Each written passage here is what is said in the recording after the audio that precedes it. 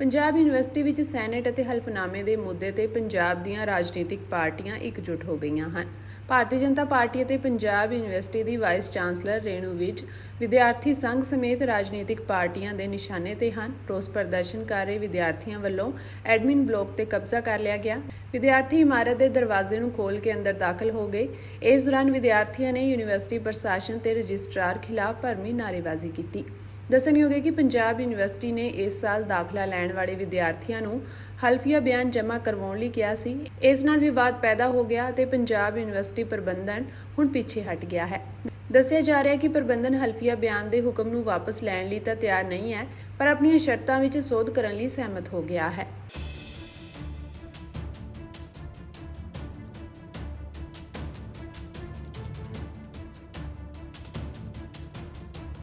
Punjab university ਵਿੱਚ senate ਅਤੇ ਹਲਫਨਾਮੇ ਦੇ ਮੁੱਦੇ ਤੇ ਪੰਜਾਬ ਦੀਆਂ ਰਾਜਨੀਤਿਕ ਪਾਰਟੀਆਂ ਇਕਜੁੱਟ ਹੋ ਗਈਆਂ ਹਨ। ਭਾਰਤੀ ਜਨਤਾ ਪਾਰਟੀ ਅਤੇ ਪੰਜਾਬ ਯੂਨੀਵਰਸਿਟੀ ਦੀ ਵਾਈਸ ਚਾਂਸਲਰ ਰੇਣੂ ਵਿਜ ਵਿਦਿਆਰਥੀ ਸੰਘ ਸਮੇਤ ਰਾਜਨੀਤਿਕ ਪਾਰਟੀਆਂ ਦੇ ਨਿਸ਼ਾਨੇ ਤੇ ਹਨ। ਰੋਸ ਪ੍ਰਦਰਸ਼ਨ ਕਰ ਰਹੇ ਵਿਦਿਆਰਥੀਆਂ ਵੱਲੋਂ ਐਡਮਿਨ ਬਲਾਕ ਤੇ ਕਬਜ਼ਾ ਕਰ ਲਿਆ ਗਿਆ। ਵਿਦਿਆਰਥੀ ਇਮਾਰਤ ਦੇ ਦਰਵਾਜ਼ੇ ਨੂੰ ਖੋਲ੍ਹ ਕੇ ਅੰਦਰ ਦਾਖਲ ਹੋ ਗਏ। ਇਸ ਦੌਰਾਨ ਵਿਦਿਆਰਥੀਆਂ ਨੇ ਯੂਨੀਵਰਸਿਟੀ ਪ੍ਰਸ਼ਾਸਨ ਤੇ ਰਜਿਸਟਰਾਰ ਖਿਲਾਫ ਭਰਵੀਂ ਨਾਅਰੇਬਾਜ਼ੀ ਕੀਤੀ।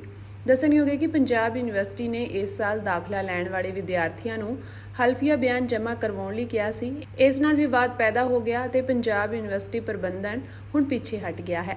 ਦੱਸਿਆ ਜਾ ਰਿਹਾ ਹੈ ਕਿ ਪ੍ਰਬੰਧਨ ਹਲਫੀਆ ਬਿਆਨ ਦੇ ਹੁਕਮ ਨੂੰ ਵਾਪਸ ਲੈਣ ਲਈ ਤਾਂ ਤਿਆਰ ਨਹੀਂ ਹੈ, ਪਰ ਆਪਣੀਆਂ ਸ਼ਰਤਾਂ ਵਿੱਚ ਸੋਧ ਕਰਨ ਲਈ ਸਹਿਮਤ ਹੋ ਗਿਆ ਹੈ।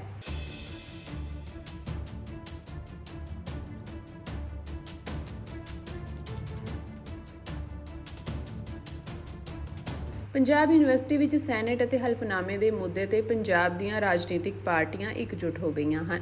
ਭਾਰਤੀ ਜਨਤਾ ਪਾਰਟੀ ਅਤੇ ਪੰਜਾਬ ਯੂਨੀਵਰਸਿਟੀ ਦੀ ਵਾਈਸ ਚਾਂਸਲਰ ਰੇਣੂ ਵਿਜ ਵਿਦਿਆਰਥੀ ਸੰਘ ਸਮੇਤ ਰਾਜਨੀਤਿਕ ਪਾਰਟੀਆਂ ਦੇ ਨਿਸ਼ਾਨੇ ਤੇ ਹਨ। ਰੋਸ ਪ੍ਰਦਰਸ਼ਨ ਕਰ ਰਹੇ ਵਿਦਿਆਰਥੀਆਂ ਵੱਲੋਂ ਐਡਮਿਨ ਬਲਾਕ ਤੇ ਕਬਜ਼ਾ ਕਰ ਲਿਆ ਗਿਆ। ਵਿਦਿਆਰਥੀ ਇਮਾਰਤ ਦੇ ਦਰਵਾਜ਼ੇ ਨੂੰ ਖੋਲ੍ਹ ਕੇ ਅੰਦਰ ਦਾਖਲ ਹੋ ਗਏ।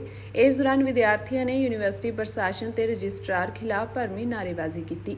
ਦੱਸਣਯੋਗ ਹੈ ਕਿ ਪੰਜਾਬ ਯੂਨੀਵਰਸਿਟੀ ਨੇ ਇਸ ਸਾਲ ਦਾਖਲਾ ਲੈਣ ਵਾਲੇ ਵਿਦਿਆਰਥੀਆਂ ਨੂੰ ਹਲਫੀਆ ਬਿਆਨ ਜਮ੍ਹਾਂ ਕਰਵਾਉਣ ਲਈ ਕਿਹਾ ਸੀ। ਇਸ ਨਾਲ ਵਿਵਾਦ ਪੈਦਾ ਹੋ ਗਿਆ ਅਤੇ ਪੰਜਾਬ ਯੂਨੀਵਰਸਿਟੀ ਪ੍ਰਬੰਧਨ ਹੁਣ ਪਿੱਛੇ ਹਟ ਗਿਆ ਹੈ। ਦੱਸਿਆ ਜਾ ਰਿਹਾ ਹੈ ਕਿ ਪ੍ਰਬੰਧਨ ਹਲਫੀਆ ਬਿਆਨ ਦੇ ਹੁਕਮ ਨੂੰ ਵਾਪਸ ਲੈਣ ਲਈ ਤਾਂ ਤਿਆਰ ਨਹੀਂ ਹੈ, ਪਰ ਆਪਣੀਆਂ ਸ਼ਰਤਾਂ ਵਿੱਚ ਸੋਧ ਕਰਨ ਲਈ ਸਹਿਮਤ ਹੋ ਗਿਆ ਹੈ।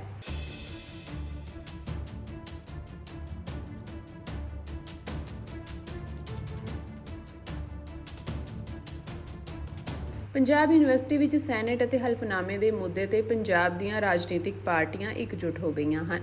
ਭਾਰਤੀ ਜਨਤਾ ਪਾਰਟੀ ਅਤੇ ਪੰਜਾਬ ਯੂਨੀਵਰਸਿਟੀ ਦੀ ਵਾਈਸ ਚਾਂਸਲਰ ਰੇਣੂ ਵਿਜ ਵਿਦਿਆਰਥੀ ਸੰਘ ਸਮੇਤ ਰਾਜਨੀਤਿਕ ਪਾਰਟੀਆਂ ਦੇ ਨਿਸ਼ਾਨੇ ਤੇ ਹਨ। ਰੋਸ ਪ੍ਰਦਰਸ਼ਨ ਕਰ ਰਹੇ ਵਿਦਿਆਰਥੀਆਂ ਵੱਲੋਂ ਐਡਮਿਨ ਬਲਾਕ ਤੇ ਕਬਜ਼ਾ ਕਰ ਲਿਆ ਗਿਆ। ਵਿਦਿਆਰਥੀ ਇਮਾਰਤ ਦੇ ਦਰਵਾਜ਼ੇ ਨੂੰ ਖੋਲ੍ਹ ਕੇ ਅੰਦਰ ਦਾਖਲ ਹੋ ਗਏ। ਇਸ ਦੌਰਾਨ ਵਿਦਿਆਰਥੀਆਂ ਨੇ ਯੂਨੀਵਰਸਿਟੀ ਪ੍ਰਸ਼ਾਸਨ ਤੇ ਰਜਿਸਟਰਾਰ ਖਿਲਾਫ ਭਰਵੀਂ ਨਾਅਰੇਬਾਜ਼ੀ ਕੀਤੀ। ਦੱਸਣਯੋਗ ਹੈ ਕਿ ਪੰਜਾਬ ਯੂਨੀਵਰਸਿਟੀ ਨੇ ਇਸ ਸਾਲ ਦਾਖਲਾ ਲੈਣ ਵਾਲੇ ਵਿਦਿਆਰਥੀਆਂ ਨੂੰ ਹਲਫੀਆ ਬਿਆਨ ਜਮ੍ਹਾਂ ਕਰਵਾਉਣ ਲਈ ਕਿਹਾ ਸੀ। ਇਸ ਨਾਲ ਵਿਵਾਦ ਪੈਦਾ ਹੋ ਗਿਆ ਅਤੇ ਪੰਜਾਬ ਯੂਨੀਵਰਸਿਟੀ ਪ੍ਰਬੰਧਨ ਹੁਣ ਪਿੱਛੇ ਹਟ ਗਿਆ ਹੈ। ਦੱਸਿਆ ਜਾ ਰਿਹਾ ਹੈ ਕਿ ਪ੍ਰਬੰਧਨ ਹਲਫੀਆ ਬਿਆਨ ਦੇ ਹੁਕਮ ਨੂੰ ਵਾਪਸ ਲੈਣ ਲਈ ਤਾਂ ਤਿਆਰ ਨਹੀਂ ਹੈ, ਪਰ ਆਪਣੀਆਂ ਸ਼ਰਤਾਂ ਵਿੱਚ ਸੋਧ ਕਰਨ ਲਈ ਸਹਿਮਤ ਹੋ ਗਿਆ ਹੈ।